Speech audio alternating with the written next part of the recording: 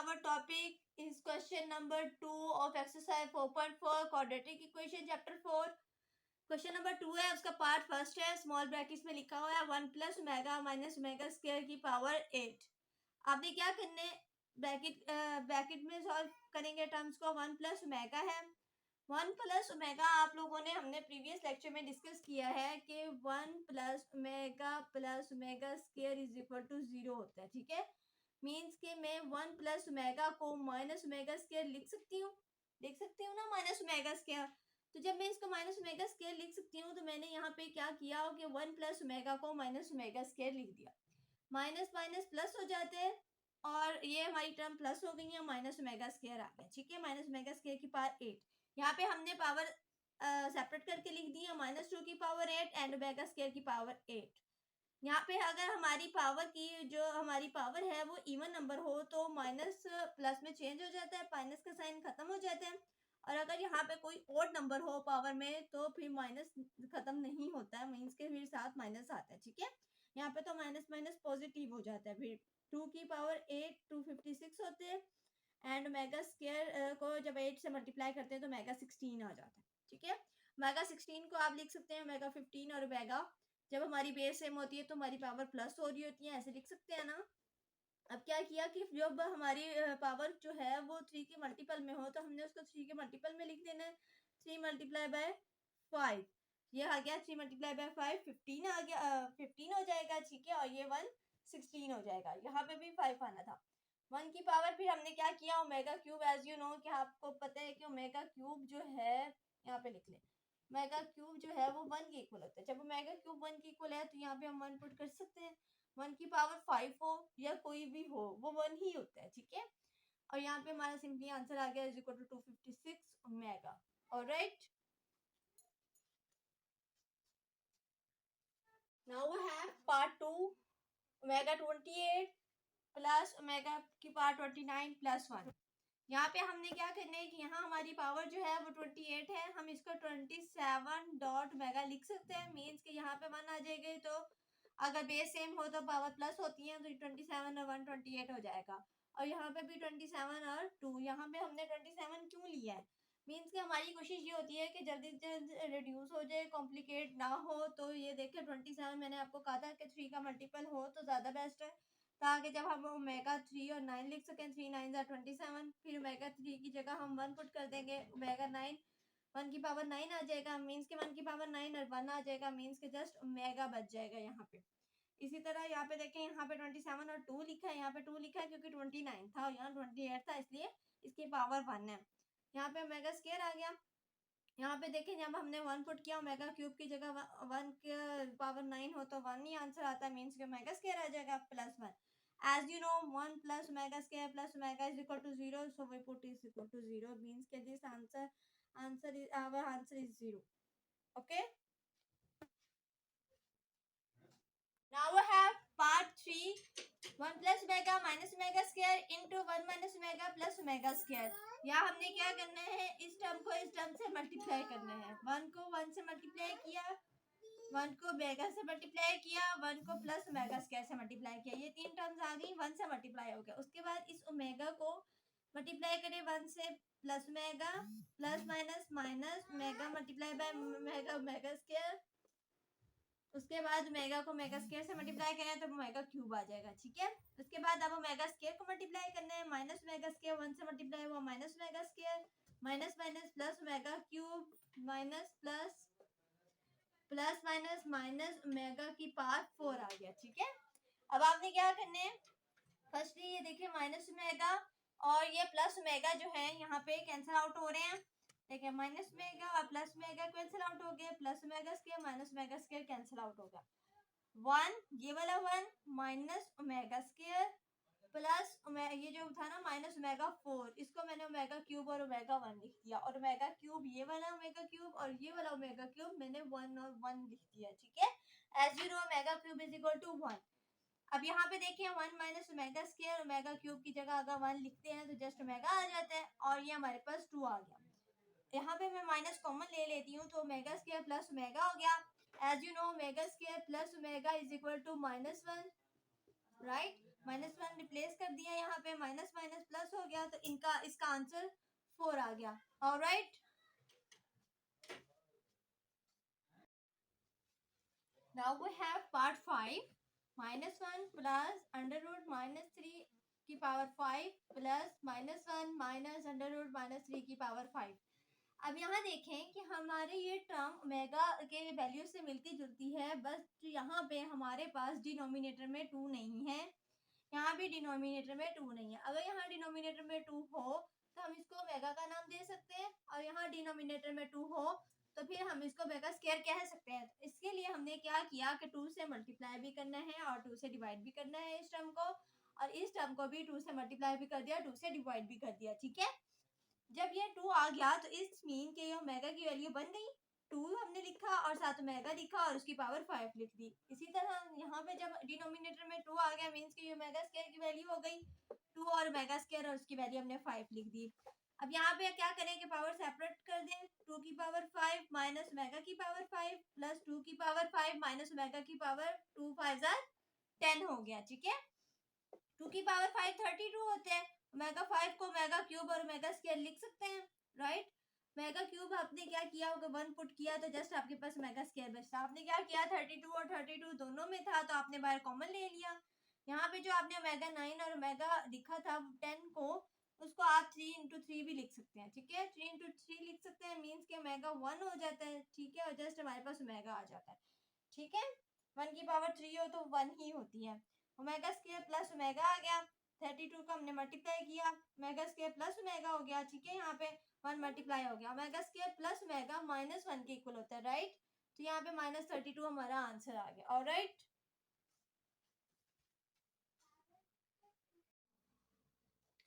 Now we have question number 3, prove that. Question number 3 में हमने क्या करना है, हमने प्रूव करना है x cube minus Y cube is equal to x minus y into x minus omega y into x minus omega square y। इसके लिए हम क्या करेंगे, राइट हैंड साइड लेंगे, right hand side is equal to x minus y into x minus omega y into x minus omega square y. ठीक है, यहाँ पे अब हमने क्या करना है, x माइनस वाई को एज इट इज लिख लेना है और इस टर्म को इस टर्म से मल्टीप्लाई करना है। इस टर्म को मीन्स के x को सबसे पहले इसके साथ मल्टीप्लाई करें, x मल्टीप्लाई बाय यूं किया करें कि ये वाली जो टर्म है इन दोनों के साथ मल्टीप्लाई होगी, फिर इस टर्म को हम इन दोनों के साथ मल्टीप्लाई करेंगे। ठीक है, x को x के साथ मल्टीप्लाई किया, x स्क्वायर आ गया, x को इसके साथ किया तो x minus minus X omega square Y आ गया। फिर जब हमने इस टर्म को इसके साथ किया तो माइनस एक्स ओमेगा वाई आ गया, और फिर जो है minus minus plus omega cube और वाई आ गया। ठीक है, अब देखिए हमने क्या किया कि इसमें से हमने ये जो हमारी टर्म है एक्स वाई कॉमन ले लिया। ठीक है, एक्स वाई कॉमन ले लिया, माइनस वाई कॉमन लिया तो माइनस माइनस प्लस हो गया, ओमेगा स्क्वायर प्लस ओमेगा आ गया। ठीक है, और ओमेगा क्यूब की जगह हमने यहाँ जो ओमेगा क्यूब है इसकी जगह 1 पुट कर दिया। ठीक है, उसके बाद आपने क्या करना है कि यहाँ माइनस एक्स वाई था, ओमेगा स्क्वायर प्लस ओमेगा -1 के इक्वल होता है। यहाँ साइड पे आप अपने क्वेश्चन में लिख लिया करें ताकि एग्जामिनर पे अच्छा इम्पैक्ट पड़ता है कि बच्चे को हर चीज उसके कॉन्सेप्ट क्लियर है, हाउ नो है। ठीक है, 1 प्लस ओमेगा स्क्वायर 0 के इक्वल होता है, मीन्स के ओमेगा प्लस ओमेगा स्क्वायर हम लिख सकते हैं कि वो -1 के इक्वल होता है। ठीक है, -1 के इक्वल होता है तो यहाँ हमने इसकी जगह -1 पुट कर दिया, ये वाई स्क्वायर आ गया।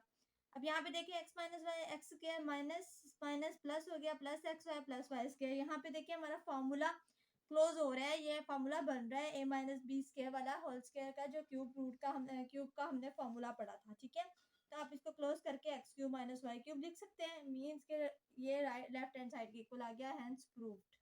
ऑलराइट,